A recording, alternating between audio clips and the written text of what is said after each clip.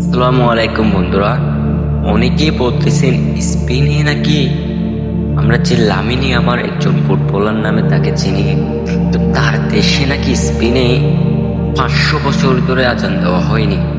আসলে সে কথাটি ছিল সত্যি এবং সঠিক। 1972 সালে স্পেনে এমন একটি আইন করেছে যে যা স্পেনে আজান দেওয়া হবে। 2003 সালে সেখানে মসজিদ বাঁধা হয়েছিল।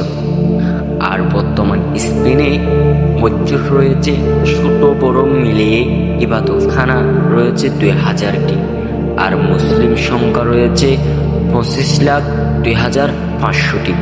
2026 সাল এসে বর্তমান সেখানে আজান দেওয়া হচ্ছে। আপনারা কেউ একটা ভুল তথ্য নেবেন না। ঠিকই ছিল, 500 বছর পর্যন্ত স্পেনে আজান দেওয়া হয়নি, সেটা কিন্তু সত্যি ছিল।